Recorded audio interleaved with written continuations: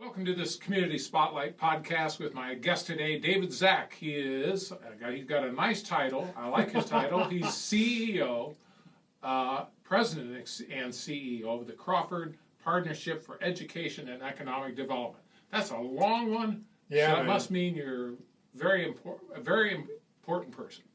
I would say I'm important to the organization, Okay. and we're only as important as how much value we're adding to the community. But Right. I feel let's put it this way.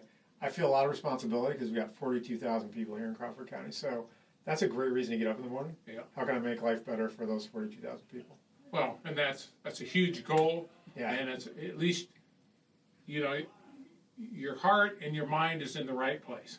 Whether or not we get there is another question, but yes. But, like I said, the road there sometimes gets interesting. It because does. as you and I talked a little bit before we went on, It you and I does. Yeah, both it have does. served on boards and different things. do. So we know all the places that these things can careen into on Yeah. and off. Absolutely. But I welcome you here. Thank you. It's great to be here. We'll get down to some of these things today. I know Right. you guys got a lot going on. One of the things I had on my list was I saw where about is it the Big Four Depot? in Gallion? Yeah, the Gallion Depot. So the Big Four Depot, so a lot going on. So people may know of this historic train depot in Yes. Gallion. It was built in 1900 and, several decades ago stopped having rail. The city bought it in 2000 and over the last couple of decades invested like over $1 million in it. And we've been working for a couple of years and we just got an announcement that Jobs Ohio is going to award the city of Gallion $800,000, which is the last bit of money that's needed to complete a $2.2 million renovation of that facility. SCAT, now called North Central Area Transit, I think. Yes. Yeah. Because they added another county in addition to Seneca and Crawford, is going to go into half of the first floor, renovated new offices, and they're bringing some money to the party. And then there's going to be another venue space. And then on the second floor, we're going to do co-working and incubator space. So we're going to have like 10 offices, 8 for lease, and then 2 of the offices we're going to have desks so people can rent out space or have a membership. There's going to be water and coffee and snacks and camaraderie, and we're going to bring entrepreneurial programming. You used to have to go to Cleveland, Mansfield, Toledo, Columbus to get expertise. We're going to try to bring that into Crawford County at the depot. Well, Super exciting. I'm going to segue because you used the word innovation. So I did. So yes, you did. So what about Innovate Crawford? So Innovate Crawford is kind of the brand of the entrepreneurial programming. So entrepreneurial programming is a complicated way of saying, hey, we're trying to bring in experts that can help small business people, whether it's a lifestyle business, you want to start a restaurant, all the way to you want to start a tech business. How do I get that started? How do I get money for my business? The first programming event we have coming up right after the Joint Chamber Forecast Breakfast, which is happening at St. Joe's Activity Center in Gallion. It's right after that. There's going to be a little pause, but we got Jake Ward. He's an international patent attorney coming in to basically talk about, okay, everybody's got intellectual property. Trademark, service mark, when do I spend the money to protect it? When should I protect it? Why should I protect it? So a crash course on intellectual property protection. So the basics, 101 from someone. And so the registration is free. And you can go to braintreepartners.org. Braintree is the organization in Mansfield that services Crawford County and Richland County for state money that flows to try to help small businesses and entrepreneurs. And so we're partnering with them to bring in a speaker. And so that's where you would go to their events part, again, braintreepartners.org, to go register, but then it's free and open to the public. So that's what we're trying to do, is bring those resources in, because the easier we can make it for people, the more people might be willing to take the leap and or increase the chances of their success. So that's the cool thing about co-working incubator space. It's less financial burden. You got some people there that you can talk to. We at the partnership are going to be there part of the week. So you're going to have people you can kind of, bend their ear and get advice and try to help your business get off the ground. And we think that entrepreneurship and small business is a huge growth opportunity for Crawford County. It's been going on a long time. We just want to put a little accelerant on the fire and help more people be able to achieve their dream. Well, that's a lot of job opportunities come out of that, and sometimes some huge things that come out of there that it's never seen.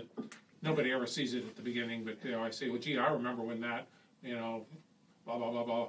And then now it's a almost every business has started in a garage store. Yes. There was a couple people, and we know these, thousands, tens of thousands, millions of people, companies now. But so.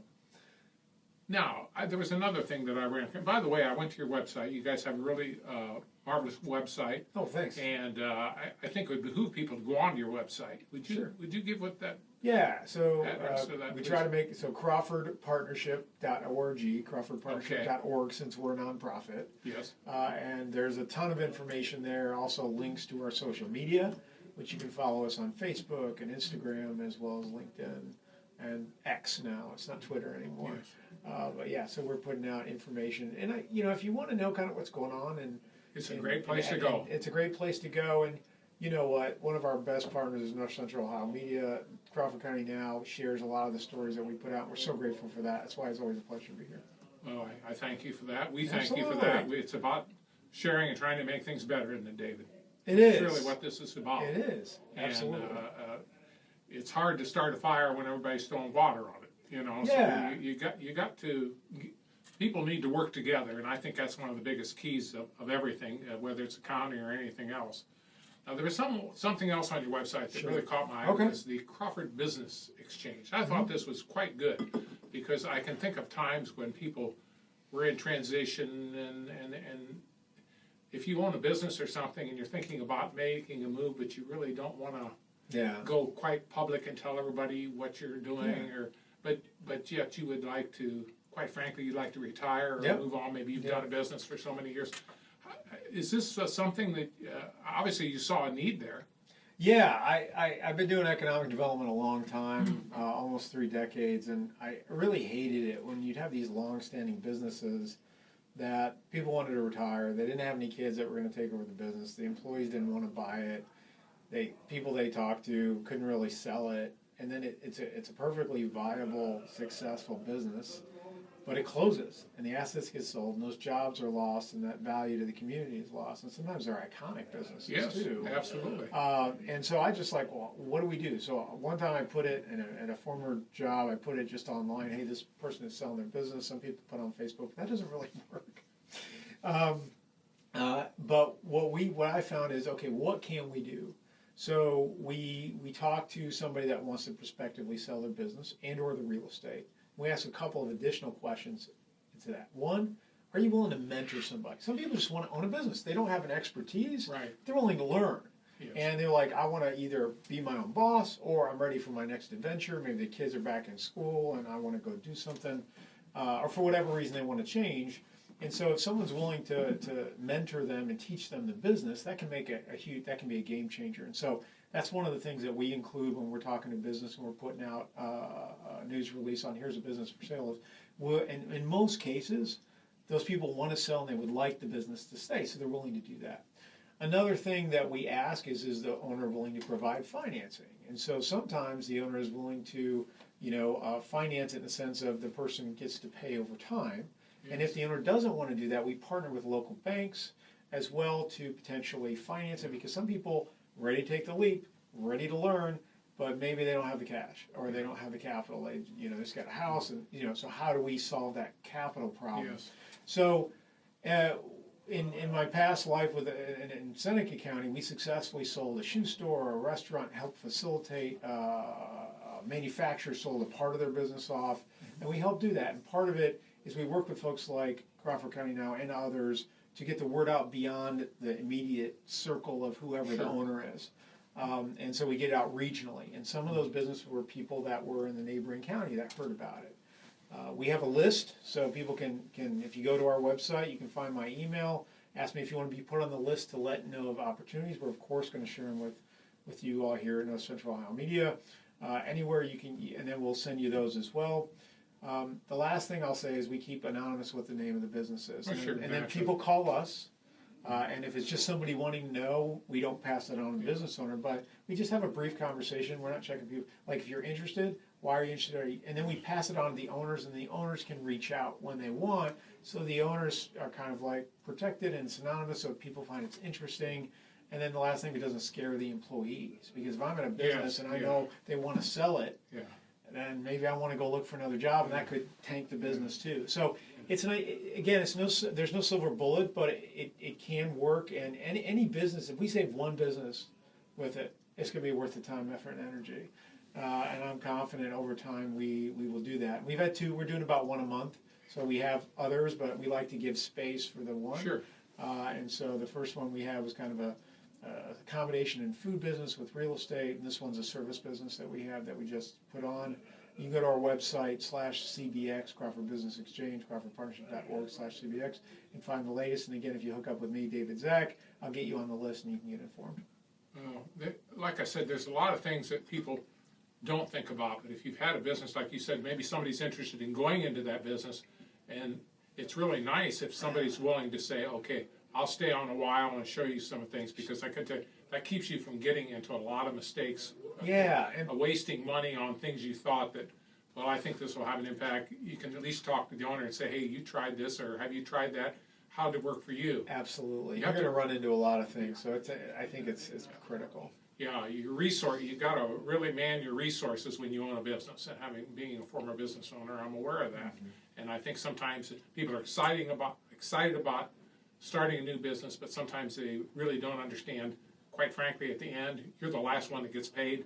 So you got to be very careful about how you manage your assets. That's right. And your resources. Right. Well, and sometimes with that financing piece, you want to make sure you have a lot of businesses run out of cash.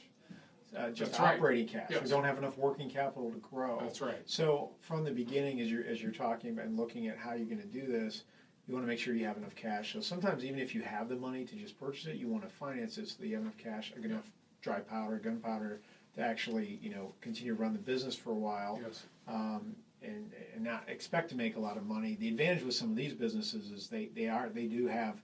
We put out there what their annual sales are, and they can talk to the owner about how much profit they're making, and sometimes we'll say how much revenue they were making, so they can have an idea. Yes. And that's why I think you're exactly right, Dave, having that connection to the owner, you're going to have obstacles. You're not going to expect things. Anybody who starts a business or takes on a business is optimistic by nature. Yeah. So you want to have somebody there you can ask questions when the storms hit. Yeah. Or you don't know what to do. Surprise! Something has happened. Yes, and like you said, I think one of the major reasons a lot of businesses just quite frankly don't make is they're undercapitalized. Mm-hmm. That's basically what you're saying. I think sometimes you don't foresee certain things, and people tend to go in businesses that are undercapitalized, and it's tough for them to make it unless you really have a lot of discipline and some backup cash to help you during those slow times. Yeah, and the great thing is these are existing businesses that are making money. Yes. So, which is 2/3 of the battle. If you're starting a business, you're trying to carve out a place in the marketplace. Yes. People don't know who you are.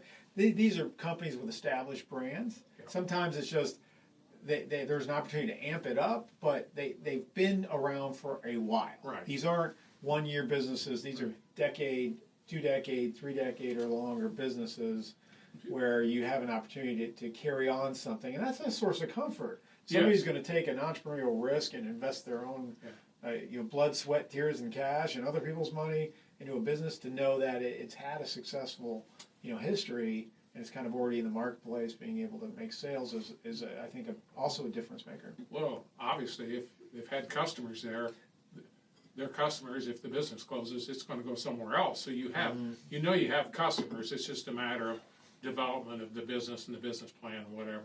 Yeah. Anything else you might want to share with us this morning before we wrap the podcast?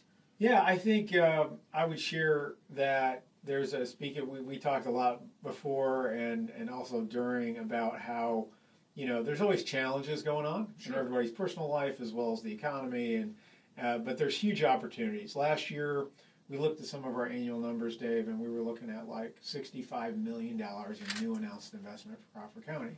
That's going to take place over the next year or two, and 178 new jobs.